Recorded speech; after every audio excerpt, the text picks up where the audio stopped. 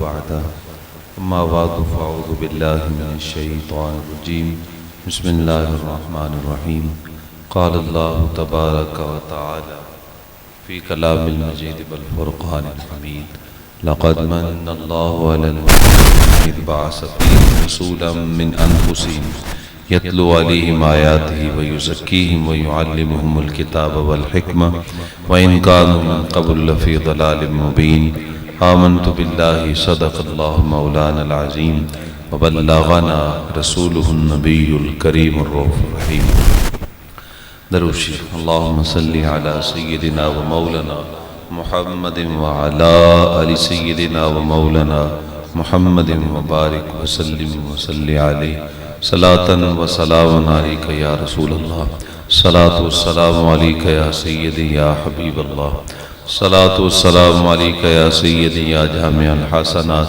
وعلى آلك وأصحابك يا سيدي يا سيد الأشراف حمد و صلاة کے بعد انتہائی واجب الاحترام معزز و محترم ذی وقار سٹیج کی زینت مقتدر عالی مرتبت علماء کرام عشاقان مصطفیٰ صلی اللہ علیہ وآلہ وسلم السلام علیکم ورحمۃ اللہ وبرکاتہ۔ آج کی یہ بابرکت اور پرنور محفل جو کہ ذکر رسول صلی اللہ علیہ وآلہ وسلم کے عنوان سے انعقاد پذیر ہے، دعا ہے اللہ تعالیٰ جل شانہ میزبان محفل اور ان کے جملہ منتظمین جنہوں نے اتنے خوبصورت انداز میں محبتوں اور چاہتوں سے اس محفل کا انعقاد کیا، اس پہ اتنا ہی کہوں گا کہ صلہ اس کا جنت میں حبیب خدا دیں گے۔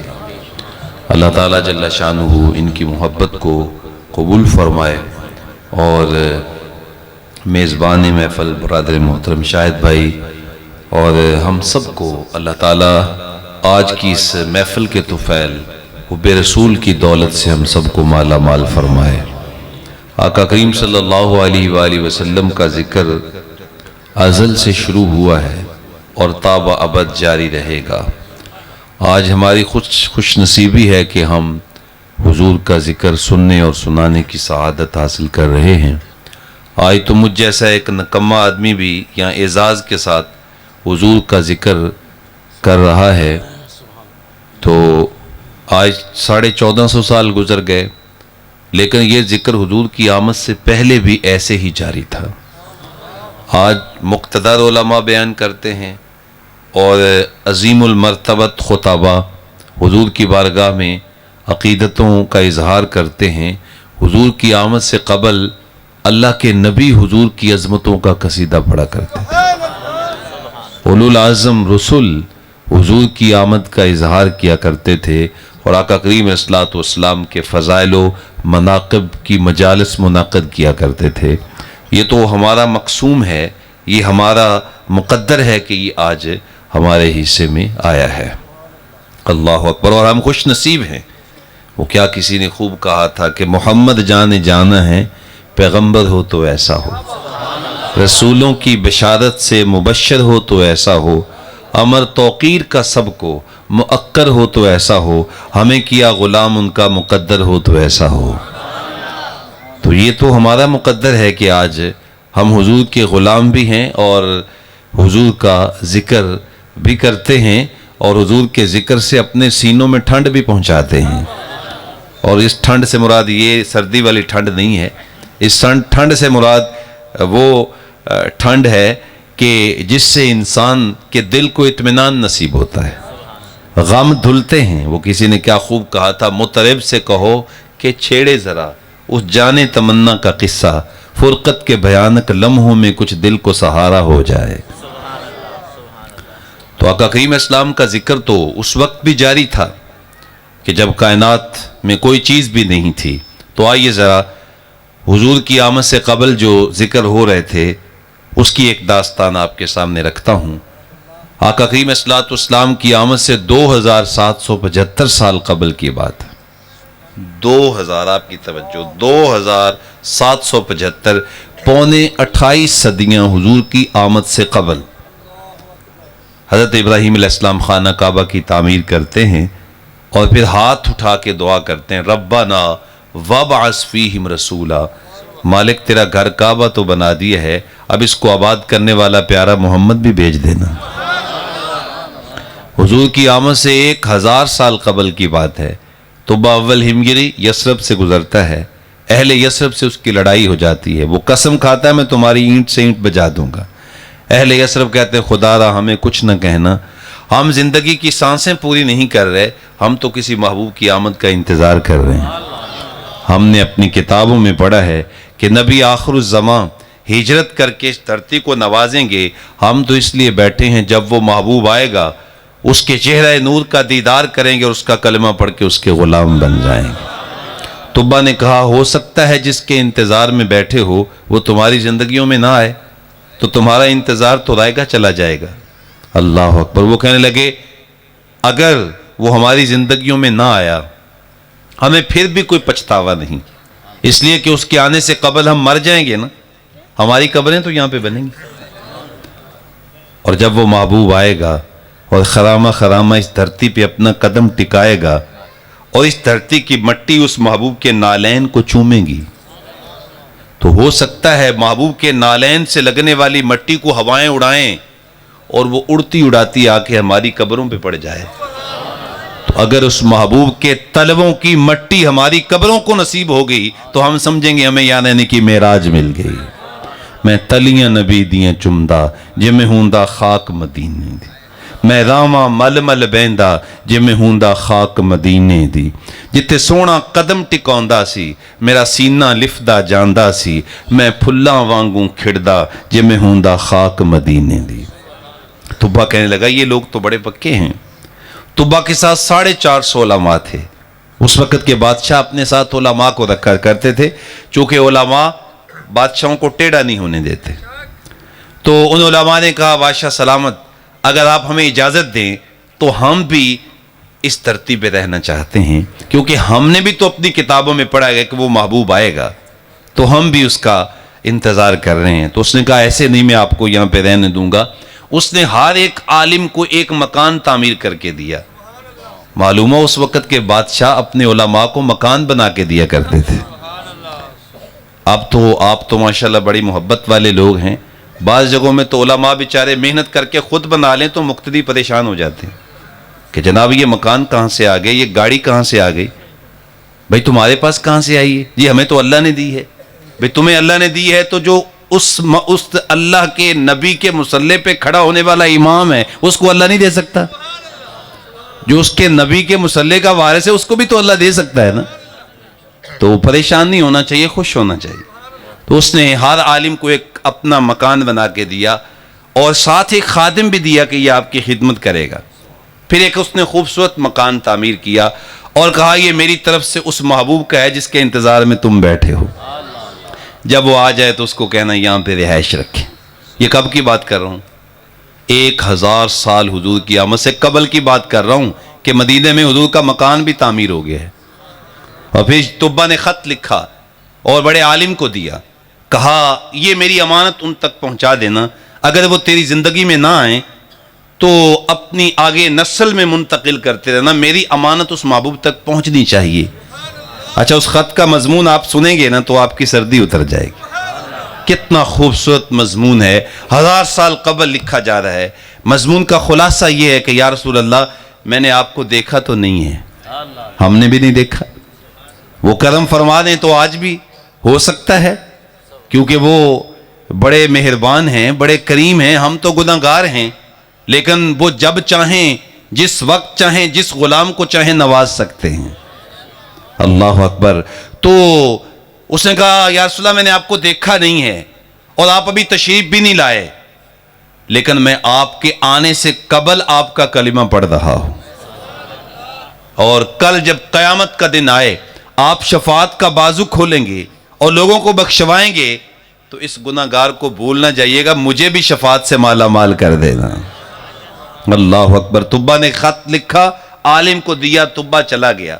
1000 سال گزرنے کے بعد حضور جب مکہ سے ہجرت کر کے مدینہ تشریف لائے تو حضور کے قدموں کی برکت سے مدینہ گلو گلزار بن گیا، وہ جو یثرب تھا وہ مدینہ طیبہ بن گیا، वो मदीनतुल मुनव्वरा हो गया। ये हुजूर के कदमों की बरकत थी।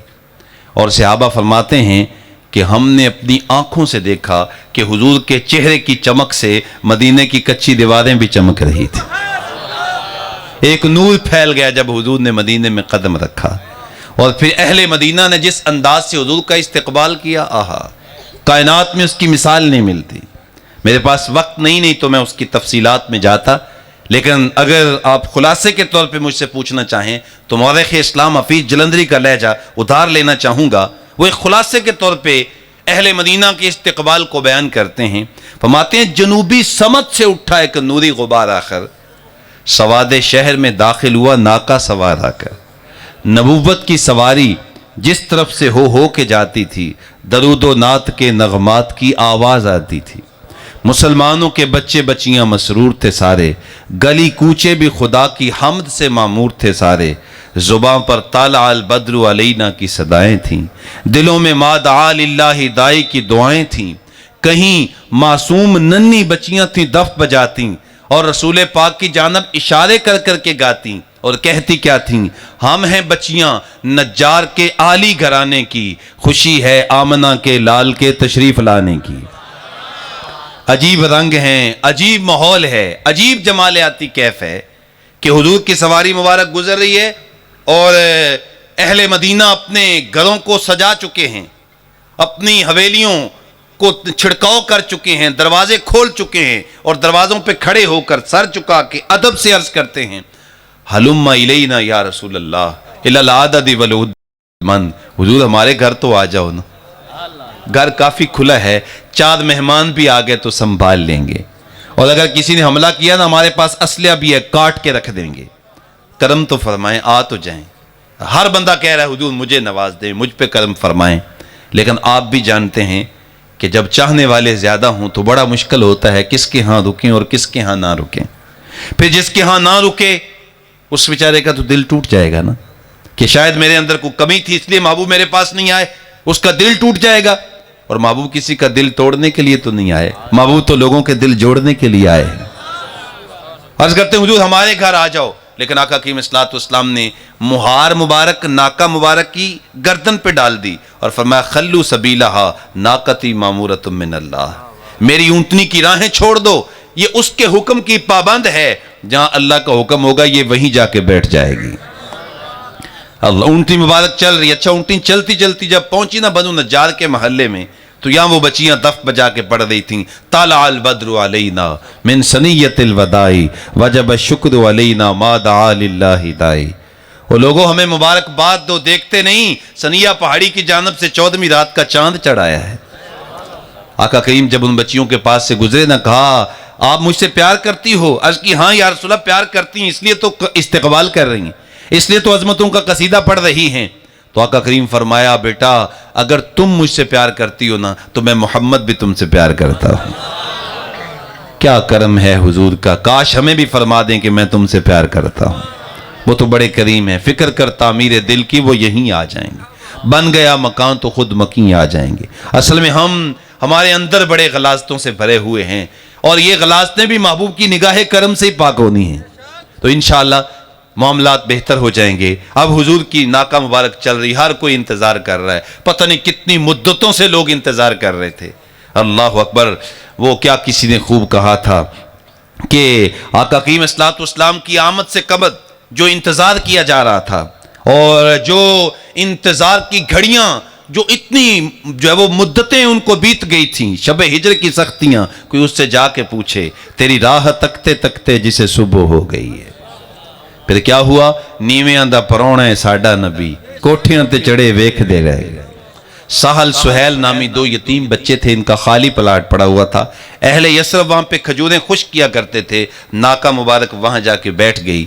उठाना चाहा लेकिन फिर बैठ गई, फिर उठाना चाहा फिर बैठ गई। करीब 3 मकान हजरत अबू अय्यूब अंसारी का था। वो हुजूर की खुशबू सूंघ के जल्दी जल्दी बाहर आ गए और हाथ जोड़ के अर्ज करते हैं, बंदा नवाज अब ऊंटनी को ना उठाइएगा, अब तो मेरा मुकद्दर जाग उठा है, अब तो मेरी किस्मत का सितारा चमक गया है। हुजूर का सामान उठाया, अपने घर ले गए और आका करीम ने जब इनके घर में कदम रखा ना तो हजरत अबू अय्यूब अंसारी का आंगन महकने लग गया और घर के अंदर मुसर्रतें, खुशियां, बशाशत और ऐसी रोशनी फैली, इतनी मुसर्रत उनके दिल के अंदर उतरी कि मेरे पास लफ्ज़ नहीं है मैं उसको बयान करूं। लेकिन एक शायर ने बयान करने की कोशिश की है। शायर कहता, कह रहे थे, इमरोज शाह शाह मेहमान शुदस्त तुम्हारा, जिब्रील बा मलाइक दरबां शुदस्त तुम्हारा। लोगों मुझे मुबारकबाद दो, देखते नहीं शाहों का शाह मेरा मेहमान बना हुआ है और जिब्रील फरिश्तों के साथ मेरे घर पे पहरेदारी कर रहा है। और अगर पंजाबी लहजे में करें तो ये कह रहे थे, मैनू देओ नहीं मुबारकबाद, अज मेरा माही आया, मेरा घर होया आबाद नहीं, अज मेरा माही आया। वो क्या खुशी थी, क्या मुसर्रत थी। आका करीम इस्लाम जैसे ही घर में दाखिल हुआ तो हज़रत अबू याला से मुलाकात हुई, पहली मुलाकात। आका करीम फरमाया, अबू याला तेरा नाम है? अर्ज की, हाँ बंदा नवाज मेरा नाम है। कहते मैं हैरान हुआ कि पहली मुलाकात, नाम भी पहचानते हैं और मेरी शक्ल भी जानते हैं। लेकिन इमामुल अंबिया हैं, नबी का मतलब ही गैब की खबरें जानने वाला नबी होता है। तो मैं मुतमईन हुआ, अबू याला तेरा नाम है? अर्ज की, हाँ हुजूर मेरा नाम है। फरमाया, वो जो तुब्बा का खत था मेरी अमानत, वो अमानत तो लाओ। मेरा ख्याल है बात आपको समझ नहीं आई। अगर समझ आ जाती तो सुभान अल्लाह से पूरी कॉलोनी गूंज उठती कि 1000 साल कबल मेरे आका के गुलाम ने जो हुजूर के नाम खत लिखा, उस खत को जानते भी हैं, उसकी मोहब्बत को पहचानते भी हैं। कहा वो अमानत लेके आओ। तो अबू याला कहते हैं मैंने फौरी खत पेश किया, आका करीम इस्लाम ने चूमा, फरमाया मरहबा या तुब्बा, मरहबा या खिसाले, ओ मेरे 1000 साल कबल के गुलाम, तेरा आना मुबारक हो। मैं तेरा ईमान कबूल करता हूं और मैं मोहम्मद वादा करता हूं कल क़यामत के दिन तेरी शफाअत भी करूंगा। अल्लाह अकबर। अच्छा अगली बात इससे भी ईमान अफरोज है। अल्लाह अकबर। आका करीम इस्लाम पूरा मदीना छोड़ के इस घर में क्यों तशरीफ लाए? हालांकि लोग तो राहें तक रहे थे। तो शेख ने जो बात लिखी, ईमान ताज़ा होता है। फरमाते हैं इस घर में हुजूर इसलिए तशरीफ लाए थे कि ये वो घर था जो 1000 साल कबल तुब्बा ने हुजूर के लिए तामीर किया था। अल्लाह अकबर। आपकी तवज्जो से आपके लिए जुमला कहना चाहूंगा, जो महबूब अपने 1000 साल कबल के गुलाम को जानते भी हैं, उसकी मोहब्बत को पहचानते भी हैं, तो क्या इन गुलामों के चमकते हुए चेहरों को नहीं पहचानते? वो बंदा मिट न जाए आका पर वो बंदा क्या है, और बेखबर हो जो गुलामों से वो आका क्या है। ये कैसे हो सकता है कि महबूब को खबर ना हो कि इसके सीने में मेरा कितना प्यार है, कितनी मोहब्बत है। वो अपने नाम लेवाओं को तन्हा छोड़ते कब हैं? वो जो वो मोहब्बत करने वालों को वो इतना सिला देते हैं कि वो हमारी सोचों से भी ज्यादा होता है। तो हुजूर के आने की धुमें मची हुई, घर घर हुजूर का जिक्र है। कोई कह रहा है इस्मुहु अल मुतवक्किल, आने वाले का नाम मुतवक्किल होगा। कोई कह रहा है लैसा बिफज़्ज़िन वला बिग़ल्ज़िन, आने वाला तोंद मिजाज नहीं होगा, उसके माथे पे त्योरियां नहीं होंगी, उसके माथे पे 12 नहीं बजे होंगे। अल्लाह अकबर। बल्कि क्या होगा? वो मुतबस्सम शख्सियत का मालिक होगा। अल्लाह अकबर। जिसकी तस्कीन से रोते हुए हंस पड़े, उस तबस्सुम की आदत पे लाखों सलाम। मुस्तफ़ा जाने रहमत पे हुजूर का जिक्र हो रहा। और जब वे महबूब आए तो पूरे प्रोटोकॉल, पूरी इज्जत, पूरी तकरीम के साथ अल्लाह ने अपने महबूब की आमद का इजहार किया। फरमाया लक़द मन्नल्लाहु अलल मुअमिनीना इज़ बअस फ़ीहिम रसूला, अल्लाह ने अहले ईमान पर बहुत बड़ा एहसान किया, उन्हें अपना महबूब मोहम्मद अता फरमा दिया। अब इस पे पूरी गुफ्तगू की जा सकती है, लेकिन मैं अपने इमाम का एक शेर पेश करके आगे बढ़ूंगा। वो फरमाते रब्बे आला की नेमत पे आला दरूद, मालिक तू भी आला, तेरी नेमत भी आला। रब्बे आला की नेमत पे आला दरूद, रब ताला की मन्नत पे लाखों सलाम। आला हज़रत फरमाते हैं जब नेमत इतनी बड़ी है तो एहसान तो बनता है ना, एहसान जितलाना तो बनता है कि इतना बड़ा इनाम अपना महबूब अता फरमा दिया। अच्छा, पहला इनाम यह कि महबूब दिया, दूसरा इनाम क्या? मिन अनफुसिहिम, महबूब को पैदा भी इंसानों में से किया। अगर अल्लाह चाहता तो महबूब को फरिश्तों से बना देता, इसलिए कि फरिश्ते भी तो मेरे आका के गुलाम हैं।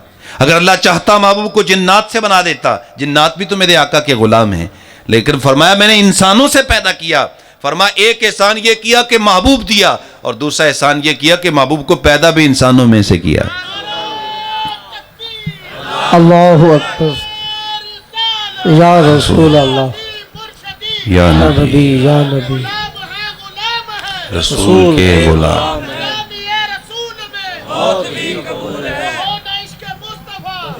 अच्छा, जज़ाक, बहुत शुक्रिया, जज़ाकल्लाह। तो علماء تشریف رکھتے ہیں، ایک تو اس کی قرات ہے من انفسہم، ایک اس کی دوسری قرات بھی ہے، وہ یہ ہے من انفسہم، من انفسہم، لقد من اللہ علی المؤمنین اذ بعث فیہم رسولا من انفسہم، انفسہم بھی ہے اور من انفسہم، لیکن جب یہ قرات پڑھیں گے تو پھر معنی تبدیل ہو جائے گا۔ معنی کیا بنے گا کہ محبوب ہیں تم میں سے لیکن خیال نہ آئے کہ تم جیسے ہیں تم میں سے لیکن تم میں سب سے زیادہ نفیس ترین ہے، عظیم ترین ہے، افضل ترین ہے۔ وہ کیا کسی نے خوب کہا تھا، محمد باشر لا کل باشری، یاقوت حاجر لا کل حاجری، میں پتھر تو سارے ہی ہوتے ہیں پر یاقوت کا مقابلہ تو نہیں ہے نا۔ کہا محبوب ہیں تو انسانوں میں سے لیکن کوئی انسان ان کی گرد راہ کو بھی نہیں پہنچ سکتا۔ اللہ اکبر۔ تو یہ محبوب ہیں تم میں سب سے زیادہ نفیس ترین ہیں، اور اتنے نفیس ہیں کہ ان کے جسم پہ نہ مکھی بیٹھتی ہے نہ مچھر بیٹھتا ہے، اتنے نفیس ترین ہیں۔ کیا نفاست ہے پیارے آقا صلی اللہ علیہ وسلم کی۔ ہم کھاتے ہیں نجاست بنتی ہے اور محبوب کھاتے ہیں تو نور بنتا ہے۔ ام المومنین سیدہ عائشہ صدیقہ رضی اللہ تعالی عنہ، آپ ارشاد فرماتی ہیں حضور قضائے حاجت کے لیے تشریف لے گئے، واپس پلٹ آئے۔ میں نے کہا میں دیکھوں تو صحیح وہاں کیا حالت ہے، تو کہتی ہیں میں جب گئی تو کوئی چیز بھی نہیں تھی، کستوری کی خوشبو آ رہی تھی۔ آپ کہیں گے یہ کیسے ہو سکتا ہے؟ میاں بات تو سادہ سی ہے، ایک سائز کی دو مکھیاں ہیں، ایک مکھی وہ چاہے پھول پہ بھی بیٹھ جائے تو جب اس کا جو رزلٹ آتا ہے وہ نجاست کی صورت میں آتا ہے، وہ جراثیم کی صورت میں آتا ہے، اور دوسری مکھی بھی اسی سائز کی ہے، اسی پھول پہ جا کے یہ بھی بیٹھی ہے، اس نے رس چوسا ہے، لیکن جب اس کا رزلٹ آتا ہے تو شہد بنتا ہے۔ ایک مکھی کھاتی ہے تو رزلٹ جب وہ نجاست اور غلاظت کی صورت میں آتا ہے، دوسری مکھی کھاتی ہے تو شہد بنتا ہے۔ فرمایا یہ محبوب عام نہیں ہے، من انفاسہم ہیں، جب تم کھاؤ گے تو غلاظت بنے گی، لیکن یہ محبوب اتنے نفیس ہیں کھاتے ہیں تب بھی نور بنتا ہے، کیونکہ من انفاسہم کا تاج جو پہن کے آئے ہیں، نفیس ترین ہے، عظیم ترین ہے، افضل ترین ہے، اعلیٰ ترین ہے۔ میرے امام نے کہا سب سے اولا و اعلیٰ ہمارا نبی، سب سے بالا و والا ہمارا نبی، اپنے مولا کا پیارا ہمارا نبی، دونوں عالم کا دولہ ہمارا نبی۔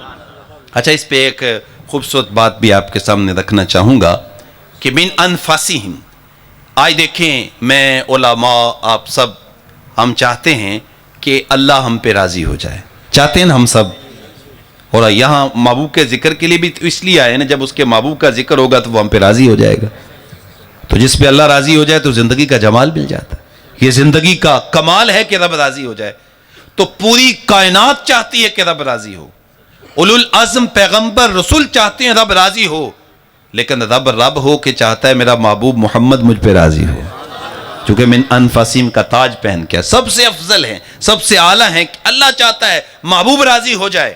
اللہ اکبر۔ اس پہ صرف ایک چھوٹی سی مثال، آقا حکیم اسلام جب ہجرت کر کے مکہ سے مدینہ آئے تو آپ جانتے ہیں کہ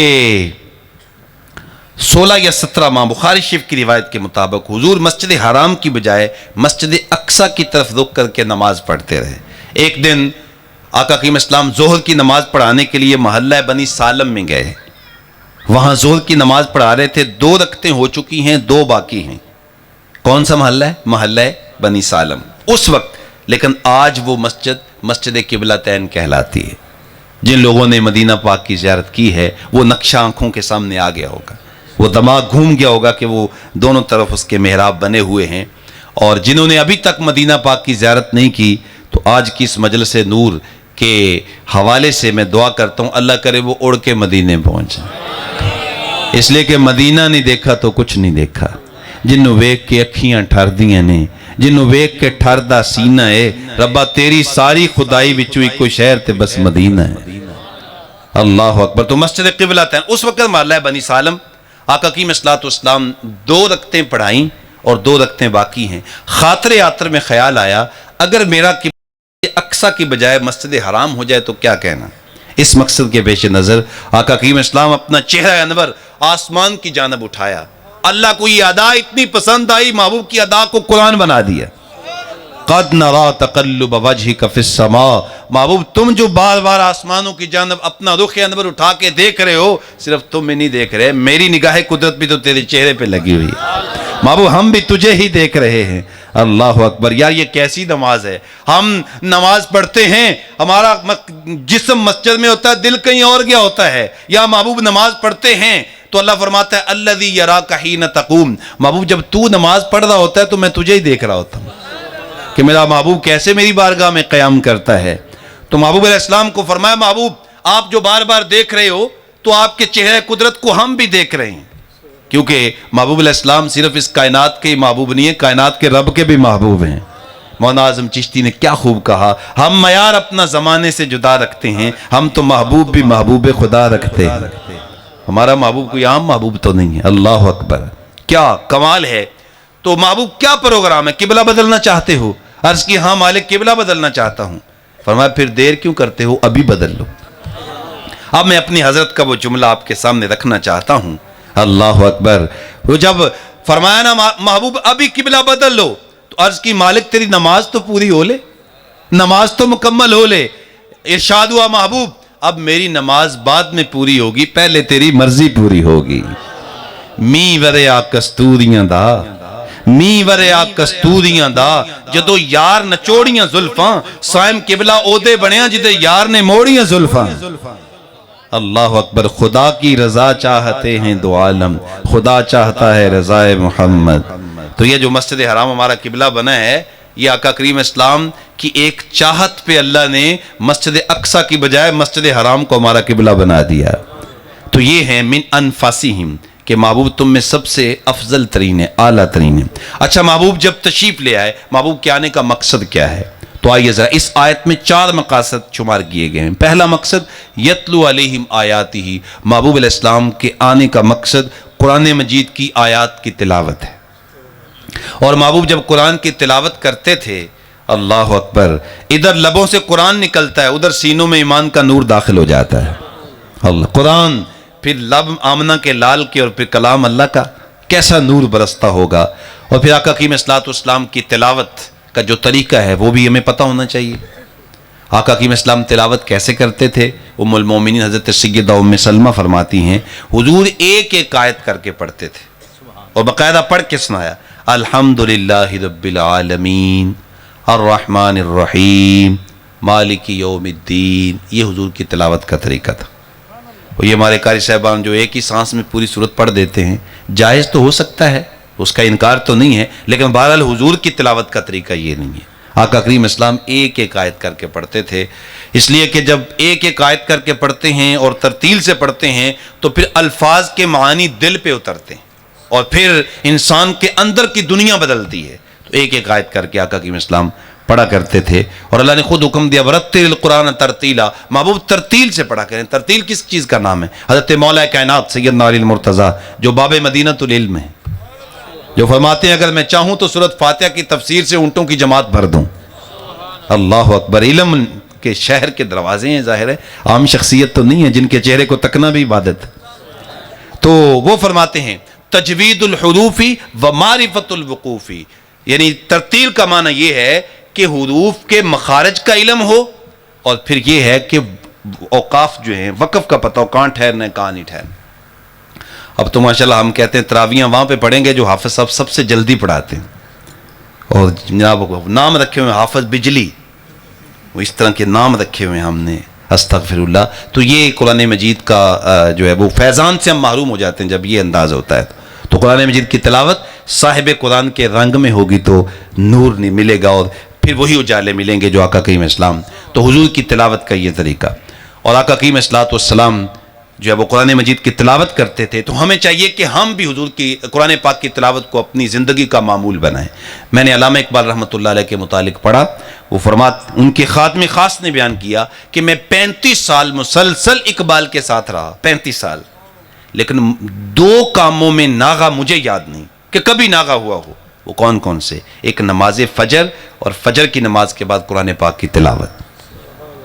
اب میں کہتا ہوں میں بڑا مصروف ہوں جی، کیا کروں جی، کاروبار اتنا وسیع ہے، کیا کروں جی، بچوں کی روزی روٹی کا بھی مسئلہ ہے. لیکن آپ مجھے بتائیں اقبال سے بڑا مصروف آدمی بھی کوئی ہو سکتا ہے جس کے اوپر پوری قوم کا اس کے کندھوں پہ بوجھ تھا؟ کبھی دلی میں ہے، کبھی ڈھاکہ میں ہے، کبھی لاہور میں، کبھی سیال کوٹ میں، کبھی لندن میں، کبھی کہاں کبھی کہاں. لیکن قرآن کی تلاوت قضا نہیں ہونے دیتے، اس لیے جانتے تھے کہ قرآن پڑھوں گا تو مالک کے ساتھ رابطہ قائم رہے گا۔ تو قرآن مجید کی تلاوت، بلکہ اقبال نے بڑی خوبصورت بات کہی، ماتے آن کتاب زندہ قرآن حکیم، حکمت لا یزال است قدیم، نسخہ اسرار تکوین حیات، بے ثبات از قوت تشکیر ثبات۔ اقبال کہتے ہیں یہ ایسی زندہ کتاب ہے، ایسی حکمتوں اور ایسی روشنیوں سے یہ بھری ہوئی کتاب ہے، فرمایا پوری کائنات فنا ہو جانے والی ہے، اللہ کی ذات باقی ہے، اللہ کا کلام قرآن مجید بھی باقی ہے، فرمایا جو قرآن سے لگ گیا قرآن قیامت تک اس کو بھی بقا عطا فرما دے گا۔ تو حضور، اور علامہ اقبال کی ایک بات سنا کے آگے بڑھتا ہوں۔ اقبال فرماتے ہیں جو شخص صرف قرآن مجید کی ناظر تلاوت کرتا ہے، صرف ناظر، اس کو ترجمہ نہ بھی آتا ہو، تو اس کے دل کا تعلق رسول اللہ کے قلب سے جڑ جاتا ہے۔ علم نشرہ کے، چونکہ یہ قرآن حضور کے سینے پہ نازل ہوا ہے، تو عہد کریں ہم میں سے کوئی شخص بھی آئندہ قرآن مجید کی تلاوت میں ناغہ نہیں ہونے دے گا کوئی انشاءاللہ۔ حضور کی آمد کا دوسرا مقصد وَيُزَكِّيهِمْ، محبوب علیہ السلام ہمیں پاک کرنے کے لیے آئے۔ حسد، حقد، بغض، کینہ، کفر، شرک، نفاق، یہ جتنی بھی غلاظتیں ہیں یہ نگاہ مصطفیٰ سے پاک ہوتی ہیں، حضور کی نگاہ سے۔ آقا کریم اسلام جب قرآن پڑھتے ہیں لوگوں کی سماعتوں کو گرماتے ہیں اور پھر اپنی نگاہیں سینوں پہ ڈال کے دلوں کو پاک کرتے ہیں۔ کیا کسی نے خوب کہا تھا، طیبہ سے منگائی جاتی ہے، سینوں میں چھپائی جاتی ہے، توحید کی میں پیالوں سے نہیں محبوب کی نظروں سے پلائی جاتی ہے۔ توحید کی لوگ بعض رٹ لگاتے ہیں، لیکن توحید کی روشنی تو ملتی اس وقت ہے جب نگاہ مصطفیٰ کا کرم ہوتا ہے، پھر توحید کا اجالا نصیب ہوتا ہے۔ ہمیں تو محبوب علیہ السلام نے بتایا کہ اللہ کی ذات ایک ہے، ورنہ ہم کہاں ہوتے، کہاں بھٹکتے۔ تو اس لیے محبوب علیہ السلام کی آمد کا دوسرا مقصد دلوں کو پاک کرنے کے لیے محبوب تشریف لائے ہیں۔ اچھا، یہاں ایک عقیدے کی بات بھی ذہن میں رکھیں کہ آقا کریم اسلام ہمیں پاک کرنے کے لیے آئے ہیں، یہ دلوں کو پاک کرنے کے لیے آئے ہیں، لیکن ہمارے جو جسم کی پاکی ہے یا ہماری ظاہری پاکی ہے اس کو حاصل کرنے کے لیے اللہ نے ہمیں پانی عطا فرمایا۔ شاید وَأَنزَلْنَا مِنَ السَّمَاءِ مَاءً طَهُورًا، ہم نے آسمان سے پانی اتارا، کس مقصد کے لیے؟ پاک کرنے کے لیے۔ اگر غسل واجب ہے تو پانی کے ذریعے غسل ہو جائے گا، لیکن غسل کا طریقہ آتا ہوگا تو غسل ہوگا نا، یہ تو نہ ہو کہ غسل کے فرائض ہی نہ آتے ہوں تو پھر غسل کیسے ہوگا؟ تو یہ علماء سے ہمیں ویسے تو آتے ہیں، لیکن بہرحال بعض لوگوں کو دیکھا گیا ہے کہ پڑھے لکھے لوگوں کو بھی غسل کا صحیح بس اوقات پتہ نہیں ہوتا۔ تو غسل کا طریقہ، اچھا بے وضو ہو گئے، وضو کریں گے تو پاکی نصیب ہو جائے گی۔ اگر جو وہ ہمارا یہ کپڑا ناپاک ہو گیا تو پانی کے ذریعے ہم کپڑا پاک کر لیں گے، چونکہ اللہ نے پانی عطا کیا ہے پاک کرنے کے لیے، تو یہ پانی ہمیں پاکی حاصل کرنے کے لیے دیا گیا ہے۔ لیکن آپ سے، احباب سے جو ہے وہ پوچھنا چاہوں گا کہ اگر پانی ہو، فرض کیا وہاں موجود ہے اور میں یہاں ہوں، اپنا کپڑا پاک کرنا چاہتا ہوں، تو کیا پانی وہاں رہتے ہوئے میرا کپڑا پاک کر سکتا ہے؟ سادہ سی بات ہے، بچہ بھی یہ چھوٹا سا بتا دے گا کہ جناب جب تک پانی کپڑے کے قریب نہیں ہوگا اس وقت تک کپڑا صاف نہیں ہو سکتا، کپڑا پاک نہیں ہو سکتا جب تک کہ پانی کپڑے کے قریب نہ ہو۔ تو آپ کی توجہ چاہوں گا، اگر پانی کپڑے کے قریب نہ ہو تو کپڑا پاک نہیں ہوتا، اگر نبی دل کے قریب نہ ہو تو دل کیسے پاک ہو سکتا ہے؟ اس لیے ارشاد وَالنَّبِيُّ أَوْلَىٰ بِالْمُؤْمِنِينَ مِنْ أَنفُسِهِمْ، فرمایا لوگوں تمہاری جانیں تو دور ہو سکتی ہیں، آمنہ کے لال تو جانوں سے بھی زیادہ قریب ہیں، محبوب علیہ السلام تمہاری جانوں سے بھی زیادہ قریب ہیں، اس لیے کہ محبوب تو لہٰذا اس انسان کا دل پاک ہو سکے گا جو آمنہ کے لال کو اپنے قریب سمجھتا ہے۔ وَيُزَكِّيهِمْ، محبوب علیہ السلام تاج پہن کے آئے ہیں، اس پہ بھی ایک الگ عنوان ہے، اس پہ گفتگو کی جا سکتی ہے۔ وَيُعَلِّمُهُمُ الْكِتَابَ وَالْحِكْمَةَ، اور محبوب کتاب و حکمت کے معلم بن کے آئے، قرآن کے معلم بن کے آئے اور حکمت کے معلم بن کے آئے۔ آپ دیکھیں جیسے کوئی بھی فن استاذ کے بغیر نہیں ہے، آپ میتھ پڑھنا چاہیں تو کیا استاذ کے بغیر پڑھ سکتے ہیں؟ کسی بھی لینگویج کی گرامر پڑھنا چاہیں، ماشاءاللہ اسٹوڈنٹ بھی بیٹھے ہیں، آپ بھی سب پڑھے لکھے ہیں، تو کسی بھی جو ہے وہ لینگویج کی گرامر استاذ کے بغیر صحیح سمجھ نہیں آتی، اگر آتی ہو تو کہتے ہیں جناب یہ کسی استاد کا چنگا چنڈا ہوا ہے، اس کو جناب بڑی اچھی گرامر آتی ہے، اچھے ٹینسز آتے ہیں، اور جناب اچھا جو ہے وہ اس کا صرف پہ بڑا عبور ہے، کسی اچھے استاد کا یہ شاگرد ہے۔ تو جب تک جو ہے وہ استاذ نہ ہو تو کمپیوٹر نہیں آتا، استاد نہ ہو تو لینگویج کی گرامر نہیں آتی، استاد نہ ہو تو میتھ نہیں آتی، تو پھر اللہ کا کلام استاد کے بغیر کیسے سمجھ آ سکتا ہے؟ تو فرمایا کلام کو سمجھنا ہے تو پھر آمنہ کے لال کی چوکھٹ پہ آنا ہوگا، اس لیے کہ اس قرآن کے معلم حضور بن کے تشریف لائے ہیں۔ تو یہ بھی عنوان ہے۔ تو حضور نے جو قرآن کی تفسیر کی ہے اس کے مطابق ہم قرآن سمجھیں گے۔ کسی عربی کے 4 لفظوں اور 4 جملوں کا ترجمہ جاننے والے سے ہم قرآن نہیں سیکھیں گے، جو آج کل لوگ بنے ہوئے ہیں اور مفسر بن گئے ہیں، اور یوٹیوب پہ بیٹھ کے وہ جناب لوگوں کو، اور ہم بھی تفسیر سیکھ رہے ہیں ان سے۔ جی آپ کی کسی کے پاس جانے کی کیا ضرورت ہے؟ جی اب تو ہر چیز موجود ہے، لیکن یاد رکھیں جب تک تفسیر آمنہ کے لال سے نہیں سیکھی جائے گی قرآن کا نور نصیب نہیں ہوگا، اس لیے کہ یہ قرآن اس کے معلم حضور ہیں۔ وَيُعَلِّمُهُمُ الْكِتَابَ وَالْحِكْمَةَ، اور چوتھی حضور کے آنے کا بنیادی مقصد یہ ہے کہ حضور حکمت کے معلم بن کے ہر چیز کو اپنی جگہ پہ رکھا۔ ماں باپ کا مقام کیا ہے کہاں سے پتہ چلے گا؟ حضور بتائیں گے۔ اولاد کی ساتھ محبت کیا ہے کہاں سے پتہ چلے گا؟ حضور بتائیں گے۔ رشتہ داروں کے ساتھ تعلقات کیسے ہونے چاہیے کیسے پتہ چلے گا؟ جب حضور کی چوکھٹ پہ آئیں گے۔ تو حکمت، دانائی، زندگی گزارنے کا ڈھب اور حسن اور زندگی کا اجالا اور زندگی کا نور اگر میں اور آپ چاہتے ہیں تو پھر آمنہ کے لال کے قدموں پہ آنا ہوگا، حضور کی چوکھٹ پہ آنا ہوگا، پھر زندگی کا اجالا ملے گا، ورنہ دھکے کھاتے پھریں گے۔ حضور کی آمد سے قبل یہ 2 آدمی جاتے ہیں منڈی میں، اپنی سوتیلی ماں کو بیچ کے پیسے تقسیم کر لیتے ہیں۔ ماں کو منڈیوں میں بیچا جا رہا ہے، لیکن آقا کریم فرمائے یہ منڈیوں میں بیچنے والی چیز تو نہیں ہے۔ وہ ماں جو منڈی میں بیچی جا رہی تھی، میرے آقا نے جنت کھینچ کے اس کے قدموں کے نیچے لا کے رکھ دی۔ ہمارے یہ تو اس کے تو قدموں کے نیچے جنت ہے، اور اپنے عمل سے بتایا کہ ماں کا مقام کیا ہوتا ہے۔ آقا کریم اسلام تشریف فرما تھے کہ ہجوم عاشقاں صحابہ کرام کا جمع غفیر، ایک بوڑھی خاتون آئی اور جب دور ہی تھی تو حضور اس کے استقبال کے لیے کھڑے ہو گئے۔ اب اتنے مریدین، اتنے صحابہ، لیکن حضور کھڑے ہو گئے اس خاتون کے لیے۔ جب وہ پاس آئیں تو اپنی چادر اتاری، نیچے بچھا دی، یہاں بیٹھے۔ تمام صحابہ سے رخ انور موڑ کر اس کی بات سنی۔ جب وہ اپنی بات سنا کے جانے لگی، راوی کہتے ہیں میں نے صحابہ سے پوچھا یہ کون عظیم المرتبت خاتون ہے کہ وہ محبوب کہ جن کے طلب جبریل چومنا سعادت سمجھتے ہیں، وہ محبوب اس خاتون کے استقبال کے لیے کھڑے ہو گئے۔ تو راوی کہتے ہیں مجھے صحابہ نے بتایا یہ